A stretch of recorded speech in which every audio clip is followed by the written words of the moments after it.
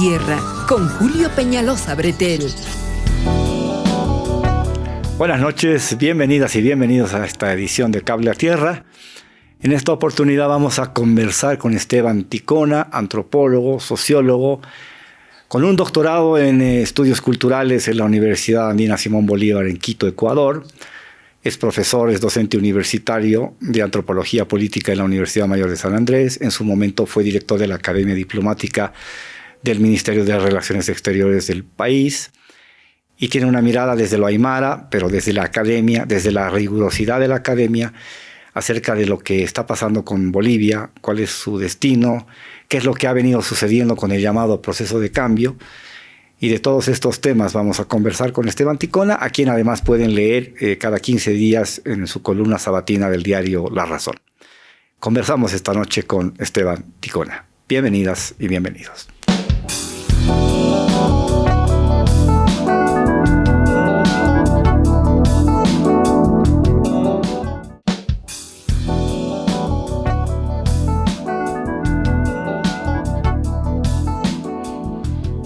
Ahora sí doy la bienvenida a Esteban Ticona, profesor universitario, antropólogo, sociólogo, doctor en estudios culturales por la Universidad Andina Simón Bolívar. Ha pasado algún tiempo estudiando en Quito, Ecuador, y ahora se dedica a la cátedra universitaria en la Universidad Mayor de San Andrés. Bienvenido, Esteban. Y se dedica a la investigación. Tengo aquí un libro que le agradezco muchísimo que me lo haya traído desde 2015, El indianismo de Fausto Reynaga, Orígenes, Desarrollo y Experiencia en Cuyasuyo, Bolivia. Es un libro que me voy a devorar en 3 días. Les garantizo que me voy a acabar rapidísimo. Esteban, a ver, comencemos por lo último que acabas de decirme antes de que ingresáramos en el programa. La vida del Hacha Flores, desde la investigación rigurosa con la que tú vas a encararla, ¿cómo se te ocurrió? ¿Quién te indujo? ¿O fuiste tú el que tomó la iniciativa? El Hacha Flores es el hombre de la morenada. En su momento fue compañero de la gran Luzmila Carpio, por quien tenemos un cariño y una admiración enormísimas. ¿Cómo se te ocurrió esto? ¿Cómo nació la idea? Okay. Muchas gracias. Julio, te agradezco muchísimo por la invitación, por estar acá, por compartir un tiempito y dialogar, ¿no? Bueno, sobre tu pregunta, yo lo conocí a José Flores Orozco, más conocido como el Hacha Flores, ¿no?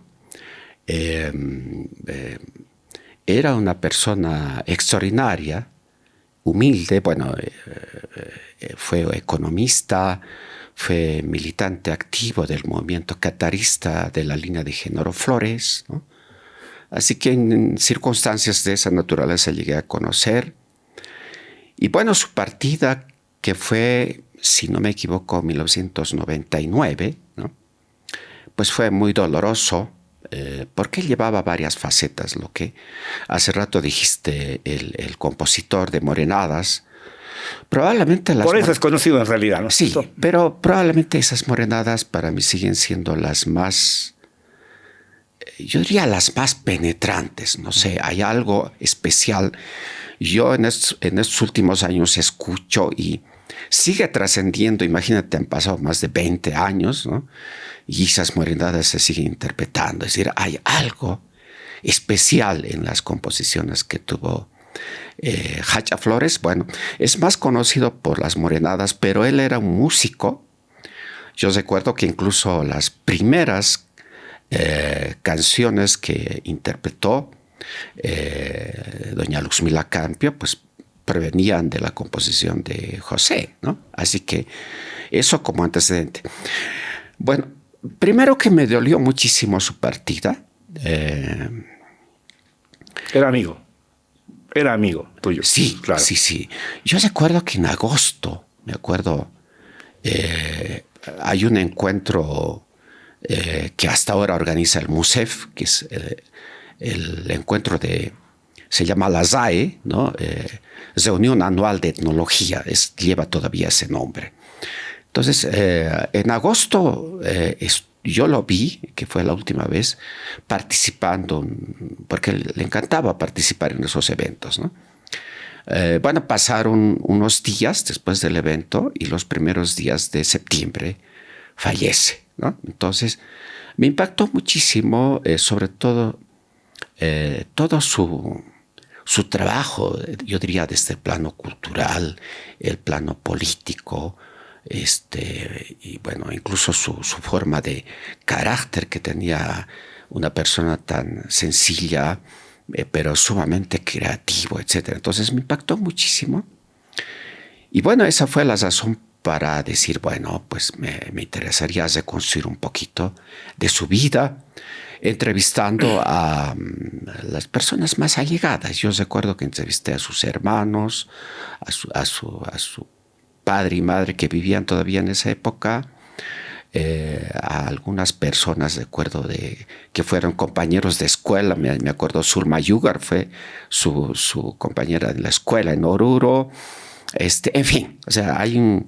¿Cuánto tiempo te está demandando la investigación? ¿Ya llevas? Bueno, yo tengo ya acabadas las entrevistas. Lo que estoy ahorita es intentando editar de la mejor manera posible y ojalá pronto pueda ser leída por la gente interesada en estos temas. Bien, vamos ahora a un tema que también hemos hablado, y antes de comenzar el programa, el primer diputado indígena en el Parlamento boliviano, Manuel Chachahuayna. Sobre ese personaje has escrito un libro, una investigación que ha publicado el Centro de Investigaciones Sociales, que depende de la Vicepresidencia del Estado. ¿Cuánto tiempo te ha demandado? ¿Quién es Chachahuayna? Cuéntanos, ahora que va a haber nuevo parlamento, y otra vez es un parlamento, para decirlo en términos muy vulgares, un parlamento de blancos, donde prácticamente nuevamente lo indígena, lo originario, lo campesino va a ser borrado del escenario institucional parlamentario. Sí, Julio, gracias por la pregunta. Bueno, esta investigación la inicié creo que a finales de los 90.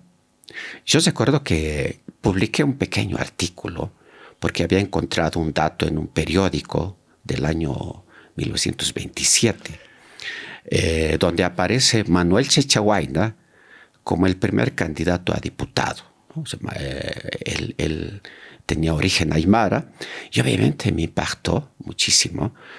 En esa época no encontré más que alguna publicación periodística, ¿no?, que daban cuenta, y en base a eso hice un breve artículo y a partir de ahí comencé a investigar. Comencé a investigar recolectando fuentes, bibliografía, un montón de datos necesarios. Y bueno, en el año 2000, creo que es 22 o 23, que para el CIS yo termino haciendo una investigación. Cuando yo tenía reunido varios elementos, es decir, una investigación histórica de esta naturaleza no es muy sencillo, requiere tiempo, ¿no? Lo más importante para mí es que me permitió aproximar a la década de 1920, una década para mí vital para lo contemporáneo, porque el 12 de julio de 1920 se produce un golpe de Estado, ¿no? Caen los liberales después de ejercer 20 años y entran los llamados republicanos. Y lo interesante, los republicanos eran jóvenes que poco a poco van a constituir más adelante el nacionalismo y algunos años más tarde el nacionalismo revolucionario. En ese golpe de Estado ya está presente varios. Por ejemplo, mencionamos a Tristán Marov, que luego se va a llamar, bueno, en esa época se llamaba Gustavo Navazo, más tarde se llama Tristán Marov, ¿no? Y que fue parte del golpe de Estado, ¿no?, encabezado por Bautista Saavedra, por Hernando Siles, etcétera, etcétera, ¿no?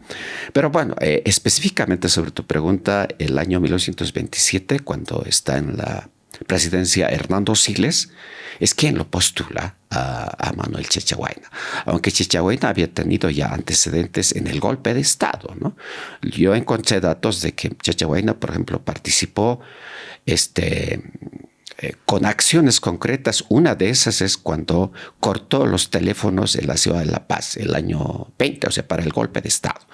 Eso me parece que le dio un antecedente de un personaje de acción, etc. Y después no se sabe mucho qué pasó después del 20, cuando se aparece el 27 como candidato, ¿no? Lo interesante que para mí es que está en el libro que tú mencionas, Julio, es la plataforma política que a mí me impactó muchísimo. Voy a intentar parafrasear de lo que me acuerdo. Es una plataforma muy corta, por ejemplo, de un duro combate contra los patrones de la época, etc. Otro tema que me impactó es el combate contra el alcoholismo, contra los alcoholes en la época. Tú sabes que actualmente la relación entre la política y el alcohol no se discute, no se dice mucho. Y pues Chachahuayna dice ahí concretamente que a los indios les han convertido en alcoholizados o alcohólicos y que él va a combatir... Para controlarlos. Para controlarlos y va a combatir la idea de cerrar las fábricas de esa época, ¿no? Otro tema impactante es cuando dice, empecemos por la diputación, mañana vamos a ser presidente. Imagínate, era como una premonición el año 27. Y yo recuerdo cuando Evo Morales asumió la presidencia el año 2006. Entonces, claro, yo recordaba la frase de Chachahuayna, ¿no? Obviamente, y lo estaba diciendo muchos años antes, ¿no? Bueno, te termino esto un poquito. Al inicio de mi investigación, yo pensé que solo Manuel Chachahuayna era el candidato de Hernando Siles, que era presidente. Resulta que en la investigación me encuentro que Siles tenía otro candidato, ¿no? Y claro, en el libro yo discuto, pues, cómo es que un político se puede jugar por dos vías, ¿no? Probablemente lo indio no era muy claro su elección, pero sí el otro, que era muy cercano, etcétera, etcétera. Y bueno, el que gana, el que es electo, no es Chachahuayna, ¿no? Sino el otro, ¿no? Y bueno, hago una serie de consideraciones que en el libro, pues ahí planteo, es que cómo se puede producir una relación entre indígenas o no indígenas, quién se aprovecha más, es posible hablar de alianzas políticas, etcétera. Yo creo que tema absolutamente vigente para estos tiempos también, ¿no? ¿Dónde está el pensamiento indígena aymara específicamente que el mundo de la blanquitud o de las clases medias urbanas no conoce y por lo tanto por prejuicio, por desconocimiento, por ignorancia, digamos que acentúa esa su tendencia al racismo y a la discriminación? ¿Por qué no hemos sido capaces en estos 20 años de gobierno del MAS de visibilizar la producción intelectual del mundo aymara, que tiene espacios importantes en la academia y que produce permanentemente? Hemos tenido, por ejemplo, un ministro de Educación como Félix Pazzi, que es sociólogo y que tiene, creo, un doctorado, no estoy seguro, pero sí, él reivindica una intelectualidad aymara que creo que es importante, pero que creo que no se ha divulgado lo suficiente como para que esa información nos ayude como sociedad plurinacional, diversa, compleja, entramada, vayamos superando nuestros prejuicios en la medida en que vamos superando la ignorancia. Yo creo que tiene que ver mucho, Julio, con el colonialismo interno. A pesar de los cambios interesantes que comenzamos a vivir, yo diría los primeros años después del 2006, ¿no? Eso fue quedando poco a poco en statu quo. Entonces, muchas de las acciones, de las manifestaciones tienen que ver con el colonialismo interno. Manifestaciones que podemos situar como prejuicios, susceptibilidades, incluso de pensar que personas de origen aymara, quechua, guaraní puedan estar en el mundo académico. Todavía hay muchísima duda, ¿no? No se dice abiertamente, pero son manifestaciones de otro carácter muy solapadas, etcétera, etcétera. Entonces, yo creo que hay un montón de factores que pues llevan esto que tú dices, una especie de invisibilización, no reconocimiento, pero también por otra parte veo incluso peligroso Es decir, me parece que en Bolivia, en otros lados, más vale tener políticos que te hablen bonito que intelectuales que son peligrosos. O sea, yo sitúo esto de la peligrosidad en el sentido de que, digamos, por ahí te quita tu espacio, etcétera, etcétera, ¿no? Así que sería complejo analizarlo detenidamente, Julio. Bien, en ese contexto llegamos a la conclusión de que a pesar de haberse conseguido una inclusión social extraordinaria que nunca había sucedido en la historia de Bolivia, los derechos de los pueblos indígenas, los derechos colectivos no han sido profundizados debidamente y por lo tanto el Estado plurinacional no ha sido profundizado debidamente.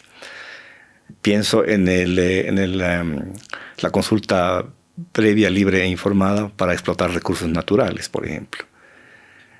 El gobierno de Evo Morales, Álvaro García Linera, han sido igual de desarrollistas que los gobiernos de derecha en ese sentido, porque se han pasado por el forro la consulta previa, libre e informada para explotar ciertos territorios con potencial hidrocarburífero. ¿Qué ha pasado ahí? Se han puesto, como dijo aquí Santos Ramírez, donde tú estás sentado, nos dijo, la revolución democrática y cultural se ha acostado en la cama del neoliberalismo. A ver, Julio, dos preguntas, yo diría, complejas, pero necesarias para conversar, ¿no? Primero, el tema del Estado plurinacional, o sea, como propuesta. Tú sabes que eso proviene desde las bases indígenas campesinas, ¿no? Hay que recordar, yo recuerdo el caso de la tesis política de 1984 de la CESUTCB, que por primera vez plantea una perspectiva del Estado plurinacional, ¿no? A las que podemos sumar otros manifiestos, etcétera, pero para mí la del 84 es vital. Que luego ya en la década de los 90 va a ser alimentado, etcétera, etcétera. Incluso la propuesta de las organizaciones indígenas para la constituyente del 2006, ¿no? Una propuesta muy concreta que está basada en la del 84, ¿no? Entonces, lo que quiere decir que la propuesta viene de abajo. O sea, aquí no hay que aclarar de que no viene de algún iluminado, no viene de algún cerebro extraordinario, no. Eso viene de una colectividad. Y claro, esa colectividad está pensando, porque el Estado plurinacional, desde mi lectura, es una perspectiva de convivencia entre diferentes, ¿no? Porque esa es la propuesta más importante, ¿no? Bueno, tú sabes que el 2006 empieza la constituyente, que termina el 2008 de manera muy accidentada. Muy accidentada. Terminan en un cuartel en la ciudad de Oruro, redactando la última etapa. La última versión. Sí, y después de escapar de la ciudad de Sucre, etcétera, etcétera. Bueno, el 2009 se cristaliza a través de voto, ¿no? Y bueno, tenemos un Estado plurinacional formal, ¿no? Formal. Pero ahí viene la otra pregunta que tú haces, es decir, ¿qué pasa después del 2009? ¿No? Porque ya somos un Estado plurinacional, lo somos hoy día en términos formales, jurídicos. Entonces ahí tiene que ver ya con una serie de contradicciones internas, ¿no? Yo diría que hay una pulseta al interior de los que quieren hacer cambios profundos, contradicciones internas propias, digamos, pero también tiene que ver con la gente que detesta el llamado Estado plurinacional, ¿no? Lo detesta porque, digamos, es un pensamiento, pues, de los indios en términos muy sencillos, ¿no? Entonces, todas las resistencias... Claro, lo plurinacional se asocia a lo indio. Exacto. Y por eso incluso Entonces eso provoca rechazo. Por supuesto, y por eso explica del por qué la huipala se sigue siendo rechazada, porque le dicen, esto es cosa de indios, ¿no? Entonces, ese es uno de los elementos, yo diría, el proceso de colonización que post-2006 se detiene en algún momento, pero eso se articula en otro momento. Y hoy día, obviamente, estamos ya en nuestro proceso ya mejor articulado de elementos procoloniales. Entonces, el país, digamos, vive en esta situación tensa. Ahora, lo que tú dices, citando los ejemplos concretos, obviamente, el cómo nuestro lineamiento va a ir a parar a situaciones y prácticas neoliberales, ¿no? Y eso es clarísimo. Lo que tú citabas, el caso Chaparina, que para mí es el quiebre más importante en el 2011, ¿no? Y ahí ya, después del 2011, el cantar es obviamente otro. Sí, precisamente tú citas Chaparina, y Chaparina es utilizado políticamente por el conservadurismo de la derecha para apropiarse de un discurso ambientalista, verde, un poco extremo, y se manipula políticamente, y ahí el MAS y PSP no sabe gestionar ni la política y por lo tanto no sabe gestionar el conflicto y genera todo ese desastre. Tenemos proscrito a un señor que se llama Sacha Llorenti, nunca más ha aparecido en el escenario público, porque apenas saque la cabeza la van a decir Chaparina y va a tener que volver a esconderla. Eso es lo que le ha pasado en todo este trayecto. Quiere decir entonces que a partir del 2009, 2014, que entre el 2006 y 2014 tenemos 2 gobiernos más o menos sólidos, consistentes, acá a la cabeza de Evo Morales. Esto se va perdiendo en el camino porque Evo Morales empieza a apostar por su propia imagen y su propia proyección y la propia reproducción de su figura, de su imagen en el poder, y por lo tanto se desvirtúa en gran medida lo original del Estado plurinacional y de lo que se llama la revolución democrática y cultural. Sí, yo creo que hay varios factores. Quizás acá pues habría que hacer una investigación más profunda. A mí siempre me ha llamado la atención qué pasa con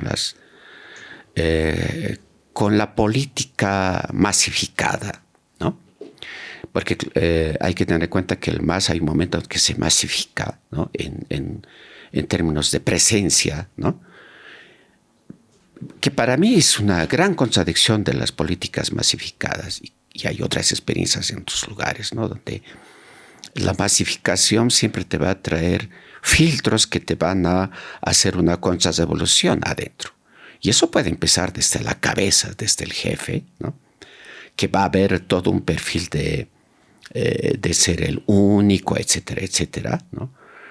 Y claro, cuando comienzas a plantear, estás alejado, obviamente, de una situación práctica de las bases. En el mundo aymara, en el mundo quechua, por ejemplo, hay un sistema de dotación de las autoridades ancestrales, ¿no? El poder debe circular. Exactamente. Se conoce como el taqui en aymara, el ñan en quechua, ¿no?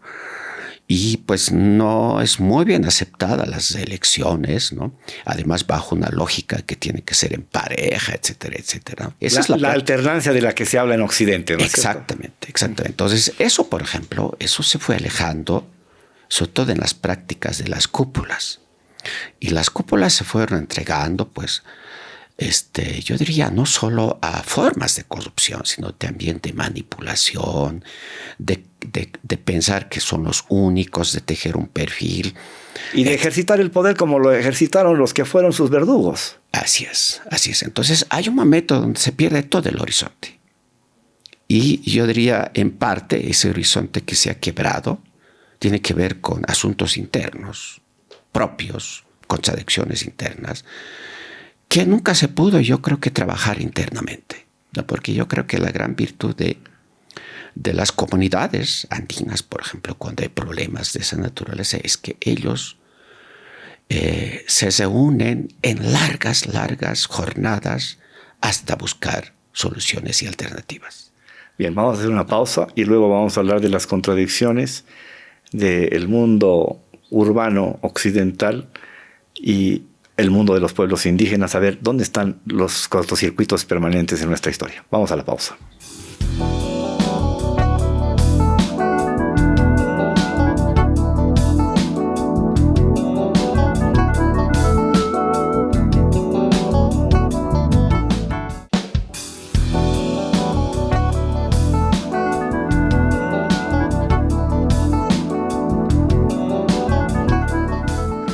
Continúo conversando con Esteban Ticona y ahora le pregunto por... A ver, siempre pongo este ejemplo y lo pongo cuando hablamos de la complejidad identitaria de Bolivia.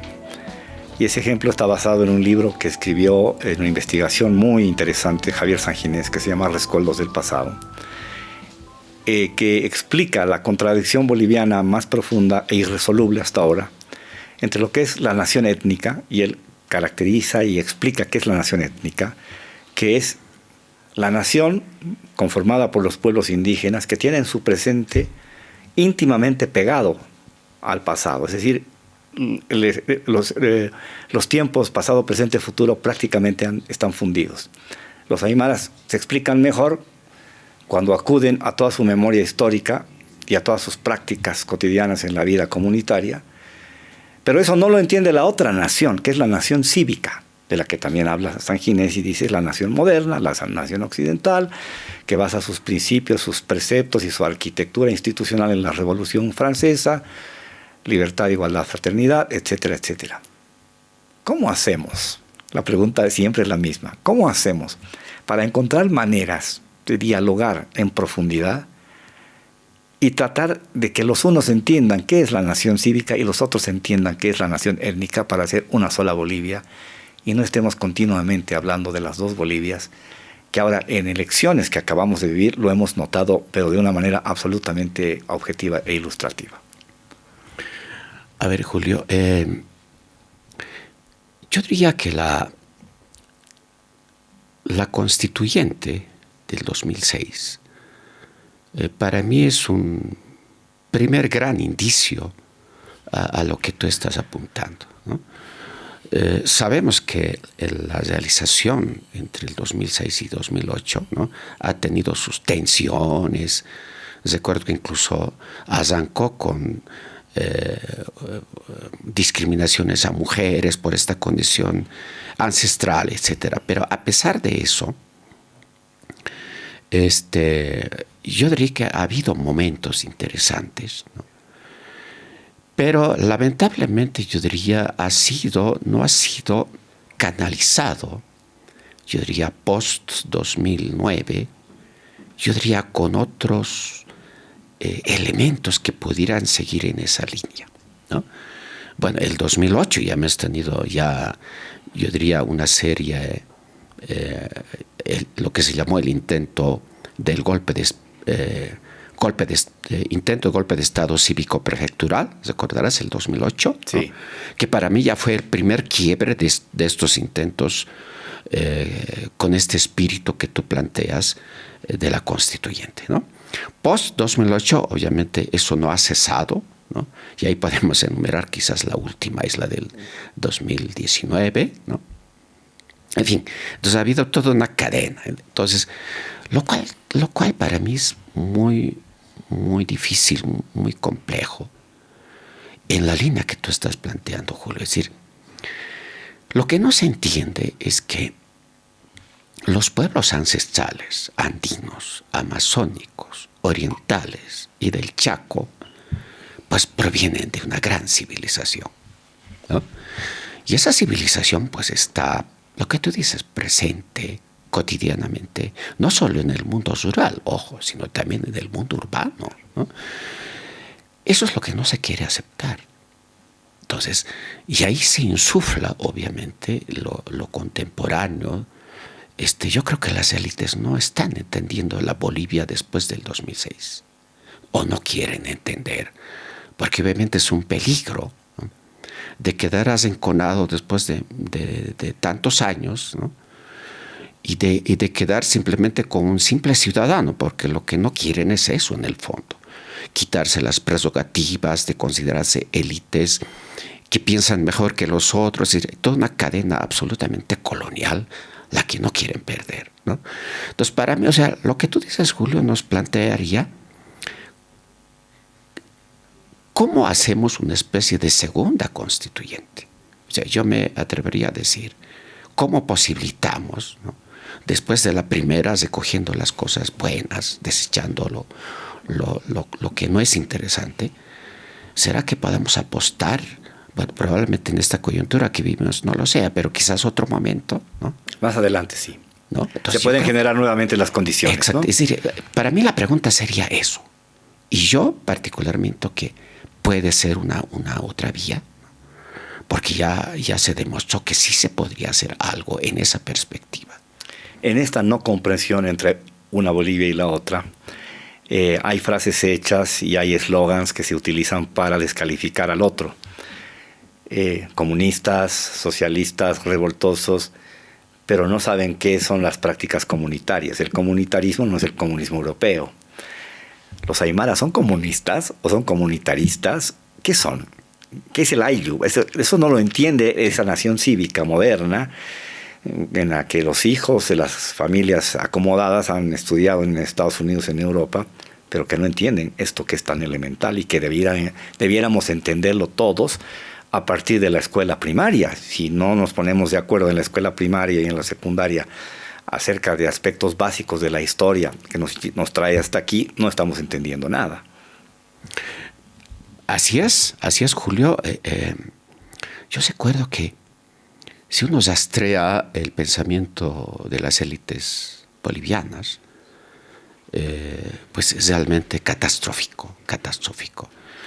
Yo recuerdo que a fines del siglo XIX, por ejemplo, se atacaba al ayllu, la comunidad, porque pensaban que eso no servía para la modernidad, para la modernización, ¿no? ¿A qué se apostaba? Porque esa es la gran paradoja de las élites nuestras.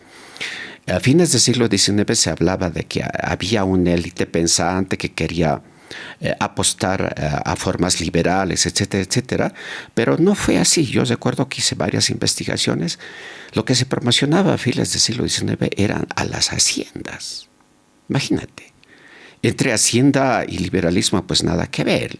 Sabemos que el sistema hacendatario tiene que ver con una época feudal, antiquísimo, ¿no? Que se contradice con un espíritu absolutamente capitalista, ¿no? Entonces, eso de pensar que la comunidad no sirve, ha continuado post 19 siglo XX, ¿no? Y contemporáneamente se ha hecho ya aditamentos, lo que tú dices, ¿no? Considerar que son revoltosos, comunistas, probablemente no saben lo que es el comunismo. Exactamente. ¿No? Y sabemos que... El manifiesto comunista, el 18 Brumario de Napoleón no lo conoce. Sí, pero además nunca ha existido una sociedad comunista. Sí. ¿No? Es decir, si uno tiene... concretamente es que sí ha existido una sociedad socialista con sus matices. Sí, al comunismo jamás hemos llegado. Jamás. Entonces, claro, se usan muletillas que no tienen ninguna base, ¿no? Entonces, creo que ahí, para mí sigue siendo un pensamiento retrógrado. Pero yo diría un retrógrado extremo porque no saben ni repetir las élites europeas. O sea, hoy día uno dice que mirando hacia Europa, etcétera, pero ni se dan cuenta las élites nuestras, o sea, ni pueden repetir esas frases, o sea, están en otra cosa. Entonces, si uno estudia las élites, su pensamiento, es pavoroso. A mí me tocó investigar varios momentos y realmente me encontré con hechos, con frases realmente... Unos niveles superlativos de desconocimiento, de ignorancia. Absolutamente.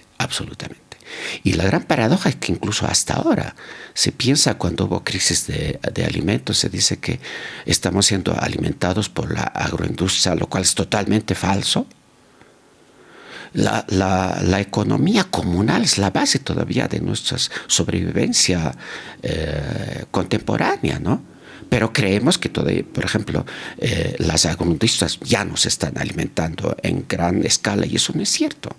Es decir, hay una serie de mentiras que lamentablemente circulan y penetran, ¿no? En todo este contexto y en toda esta lucha permanente, finalmente se ha logrado constitucionalizar la huipala.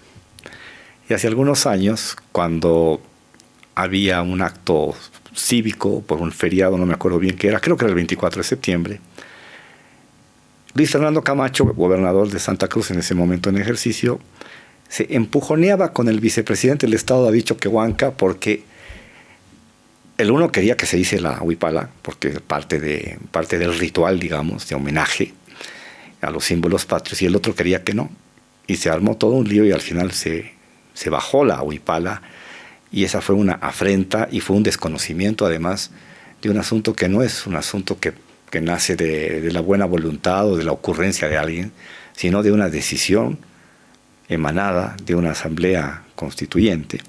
Y hoy día tenemos la huipala, que un policía en 2019, en el golpe de Estado, se arrancó del hombro porque no quería tenerla. ¿Qué es la huipala? Nunca se ha explicado debidamente qué es la huipala. Desde mi experiencia personal, es mi bandera. Para mí, la huipala es mi bandera. Pero quisiera que lo explicaras desde el punto de vista histórico de cómo se construye ese símbolo tan potente, pero que además no solamente es un símbolo boliviano, ¿no? de lo identitario indígena boliviano, sino que ves flamear huipalas en el norte argentino, en algún lugar del Perú, en algún lugar del Ecuador. ¿Qué es la huipala? A ver, Julio, hay estudios históricos, incluso arqueológicos. Quiero citar a un hermano nuestro, Germán Choque, era más conocido como Huáscar Choquehuanca, ¿no? Sí. Que es uno de los grandes estudiosos en el proceso histórico. Ha publicado 2 libros, ¿no? Y pues ahí explica un poco los orígenes iconográficos, etcétera. Pero yo diría que contemporáneamente, ¿no? La huipala representa a los pueblos ancestrales. Es decir, si bien hay un momento, digamos, que puede uno arrancar desde el contexto andino, porque Germán hace estudios de vasijas y una serie de iconografías donde muestran los colores, etcétera, etcétera, ¿no? Pero yo diría de manera muy contemporánea sufre una especie de cristalización de la representación de los pueblos ancestrales, ¿no? Y cuando digo pueblos ancestrales no me refiero solo al pueblo aymara, quechua, sino a una multiplicidad de pueblos, ¿no? Y que para mí, en una palabra muy sencilla, es la representación. Ahora, esa representación nuestra, boliviana, ha tenido una trascendencia internacional increíble.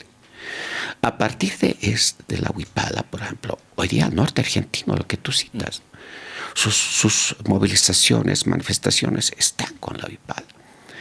Pero también posibilitó, por ejemplo, para el pueblo mapuche reencontrarse con una simbología propia, pero a partir de una interacción con la huipala.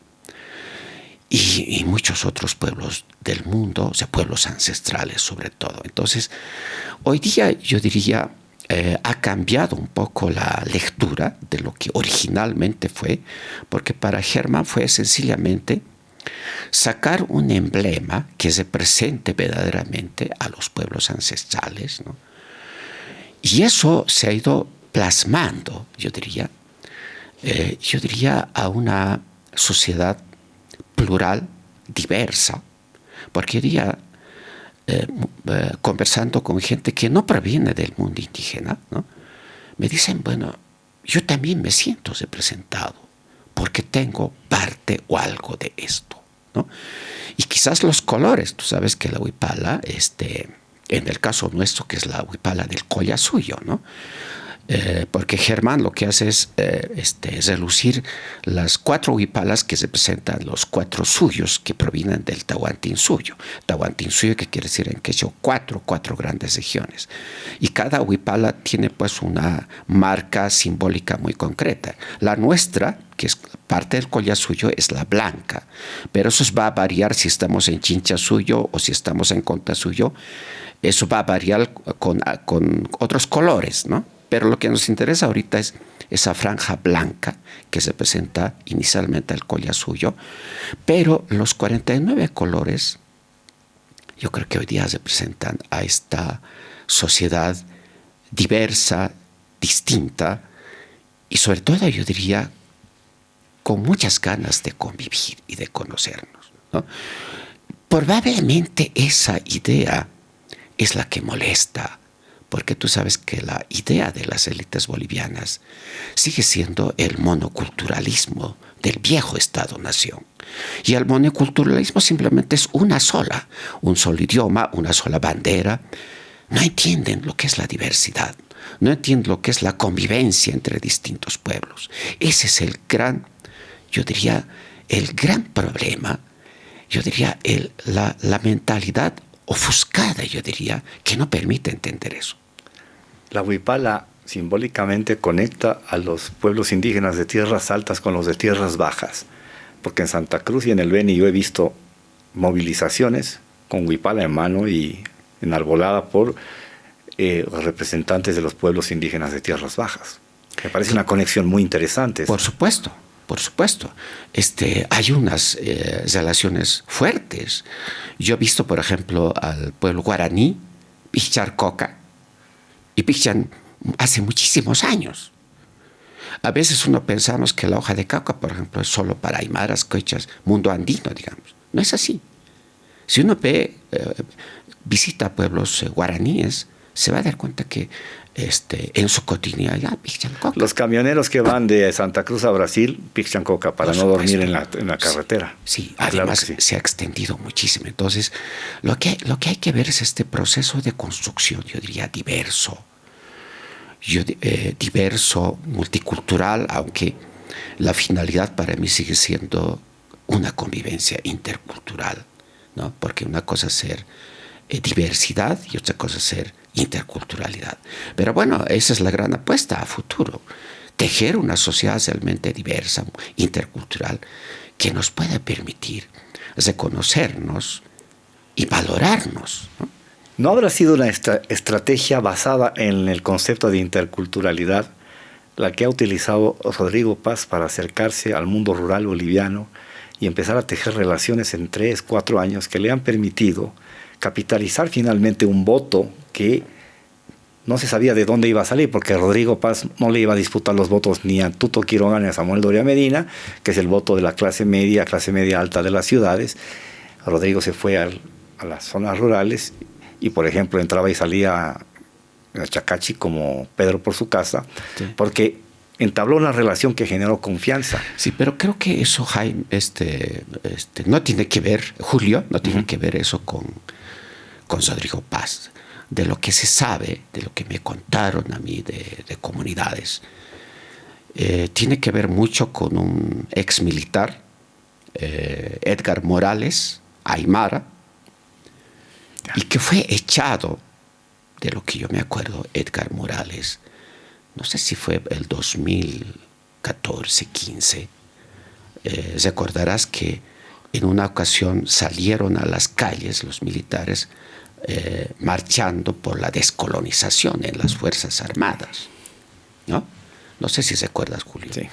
La cabeza, o una de las cabezas, fue Edgar Morales, de origen aymara, ¿no? Y lo que me cuentan es que toda la parte operativa, ¿no?, estuvo en manos de él y no de Rodrigo Paz. Entonces, habría que preguntar, ¿no? Yo creo que hasta ahora está con un perfil bastante bajo, ¿no? Habría que abordarlo a Morales. Habría que buscar a Morales. Sí, habría que abordarlo y preguntarle cómo fue. ¿Qué ha hecho él? Exacto, cómo fue su visita a las comunidades. Él habla aymara, yo lo escuché en muchas ocasiones, etcétera, etcétera. Antes de que se cristalice. Digamos que él es como un articulador, un nexo. Sí, sí, sí. Entonces, lo que tú dices es probable, pero bueno, varios me comentaron. Pero para que eso suceda, alguien tiene que llevarte y abrirte la puerta, porque no te la van a abrir así, aunque seas buena gente, tocas y a ver si te abren. Tienes que generar unas condiciones que te permitan entablar una relación que vaya construyendo confianza, ¿no? Por supuesto, y además tendría que ser parte de sus pueblos. Exactamente. Y que conozca su lenguaje, etcétera. Y Morales lo es, ¿no? Sé que fue dado de baja de las Fuerzas Armadas por ese hecho, por esa manifestación. Nunca más se habló del tema, ¿no? Y bueno, me parece que por ahí hay que hurgar cosas para explicar mejor lo que tú estás preguntando, Julio. A propósito de esto, ¿cómo vota el pueblo aymara en Bolivia? Yo creo que ese es un estudio que alguien lo ha debido hacer, pero no lo conozco, o está en curso, o a alguien se le va a ocurrir hacerlo. Porque en esta elección, los pueblos indígenas, lo indígena originario campesino, ha demostrado una inteligencia superlativa en cuanto a cómo había que votar. Pero sobre todo han sabido decidir por quién no votar antes que por quién votar. Se quedan sin el MAS como referente, el MAS se parte, se pelean entre masistas, el bloque popular se fragmenta y ahora me quedo huérfano. ¿Por quién voto? Estos eran mis referentes, siempre he votado por ellos desde el año 2002, 2005. Por alguien tengo que votar. De ahí que se entienda que en los últimos días de la campaña montones de personas preguntaban, ¿y ahora por quién voto? ¿Y por quién voto? Porque no es porque andaban extraviadas, porque no tenían información, porque no tenían criterio, porque no tienen conciencia. Es porque realmente la opción referencial principal que tenían se había evaporado en el camino. El señor por el que habían votado estaba instando a la gente a votar nulo. Entonces, parte de ese voto, no digo que todo, pero parte de ese voto se ha ido donde Rodrigo Paz. Con esta contextualización que te hago, a mí me interesa saber cómo lees tú la participación de lo aymara en los procesos electorales bolivianos. Bueno, yo tengo una hipótesis ahí, Julio. A mí me parece que se mueve entre un pragmatismo, por un lado, y por la otra, una ilusión a futuro. O sea, son dos momentos, ¿no? Por eso sigue como prácticos vigente, y esperanzados. Sí, o sea, por eso sigue vigente Tupac Katari y Bartolina Sisa. Claro. Una experiencia que viene del pasado, pero que además se proyecta a futuro, ¿no? Lo Volveré que tú a ser de decías, millones. entre pasado, presente, futuro, Volveré a ser implicado, de millones, ¿no? claro. Y el otro, obviamente, es un voto tremendamente pragmático, concreto, y para salir concretamente del asunto, de la emergencia. Entonces, me parece que se mueve en esos dos niveles. Habría que estudiar, lo que tú preguntas es muy lindo, Julio. Habría que estudiar por provincias, por regiones, unos más que otros, etcétera, ¿no? Probablemente encontremos ahí este voto duro muy concreto, pero a la vez vamos a encontrar en el mismo lugar, estoy seguro, un voto pragmático. Entonces, me parece que se mueve en esos dos niveles. En ese contexto también saben por quién no votar. Y no van a votar por el representante del que fue dictador de este país, Hugo Banzer Suárez. Por supuesto. Y quizás en eso hay una memoria, ¿no? Muy quizás profunda, ahí, muy profunda. Sí. Y he estado viendo redes sociales, ¿no? La memoria conectada con masacres, una serie de cosas, sí, muy viva. Y los que hacen no es gente que pagada, ni mucho menos. El tema del pasado pues sigue marcando ejes fundamentales en nuestro país. Así que yo diría en buena parte que el contexto nuestro, pues, es muy difícil que se borren cosas del pasado, ¿no? Están muy vivos, muy presentes. Ahora que el MAS se ha autodestruido, que Evo Morales tiene una cosa que se llama Evo es Pueblo, el MAS original ha quedado debilitado con la derrota de su candidato con un porcentaje bajísimo, que lo único que ha podido es salvar la sigla, con un supuesto heredero de Evo Morales, que es Andrónico Rodríguez, y que tampoco ha dado la talla. ¿Qué debe pasar con el movimiento popular en términos políticos, según tu mirada histórico-cultural? Yo creo que las derrotas catastróficas han levantado. Entonces yo estoy seguro que tenía que pasar esto, aunque se podía haber evitado, porque es el otro asunto que yo siempre me pregunto, pero fácilmente se podía haber evitado. Sí, se podía haber evitado, pero no se podía, yo digo, porque querían llegar a este momento, o a ese momento de la catástrofe, que ya se ha llegado, ¿no?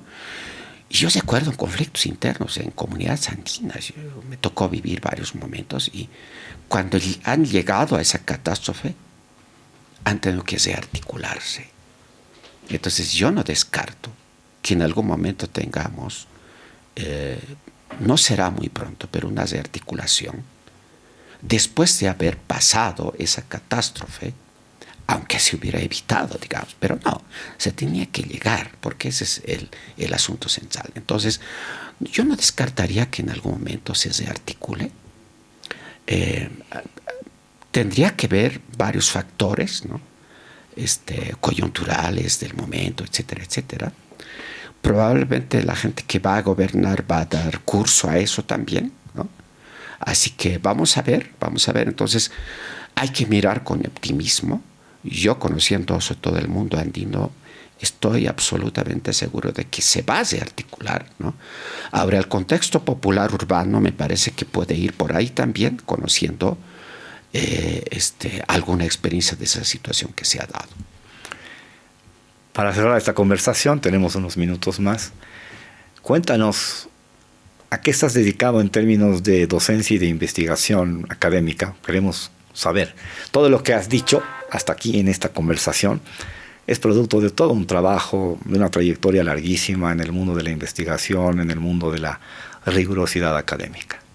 Bueno, yo, como te dije al inicio, Julio, mi trabajo principal en este momento es dictar clases en la universidad. Estoy en la carrera de antropología y arqueología y paralelamente pues investigando. Lamentablemente el mundo de la investigación es poco apoyada en nuestro contexto. Puede haber algunas raras excepción que te apoyen por un tiempito, ¿no? Pero el mundo de la investigación es puro corazón, es apuesta, etcétera, etcétera. Yo me he acostumbrado, Julio, tanto tiempo. He publicado varias cosas y es fruto de ese esfuerzo, etcétera. Y por una parte yo diría interesante porque me permite hacer lo que me gusta sin estar supeditado a presiones o formas de presión, etcétera, ¿no? Y pues estoy en eso, es decir, yo hago cosas paralelas, es decir, doy clases, pero a la vez todavía investigando. Yo te conté al inicio lo de Hacha Flores y algunos otros temas más que tengo. Entonces, esa es mi actividad cotidiana, Julio. Recuerdo que fuiste director de la Academia Diplomática del Ministerio de Relaciones Exteriores, pero creo que por un tiempo muy breve, al principio de este proceso, en el año 2006, 2007, ¿sí? Más o menos. Bueno, yo estuve 5 años. 5 años. Sí, 5 años. Fue del 2007 al 2011. Para mí fue extraordinario. Ya. Yo diría quizás fue el tiempo de profundos cambios que ha vivido el país. Sí, en ese momento el país estaba insuflado de una gran potencia. Exacto, para hacer cambios. y con una efervescencia, y era necesario aportar con algo chiquito, ¿no? Y que paulatinamente se fue debilitando, ¿no? Recuerdo quizás un concepto que en esa época que la posesionamos fue la diplomacia de los pueblos. Sí. Que hoy día nadie habla de la diplomacia de los pueblos. Esos temas no han estado en esta campaña y han dejado de estar en la agenda.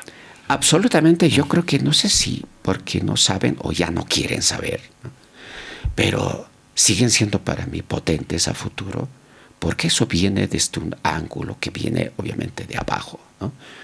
Es una lástima que eso haya quedado ahí. ¿Está generando Bolivia nuevos diplomáticos con una nueva mirada o tenemos los mismos diplomáticos con el mismo canon, con el mismo pensamiento, con la misma estructura de pensamiento tradicional? Bueno, había la idea de generar obviamente un perfil distinto del diplomático, que tenga una mirada rigurosa del país interno, nuestro, y obviamente que pueda leer un mundo, un contexto internacional de la mejor manera posible, ¿no?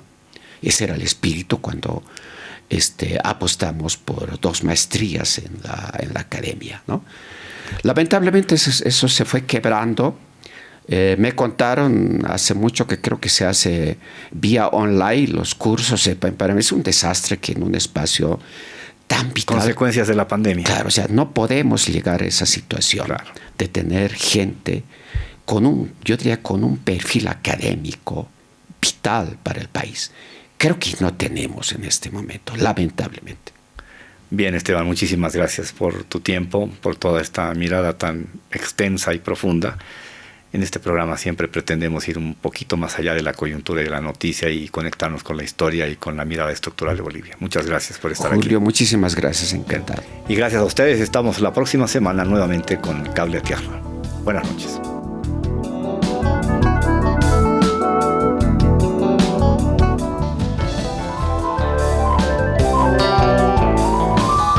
Cable a Tierra con Julio Peñalosa Bretel.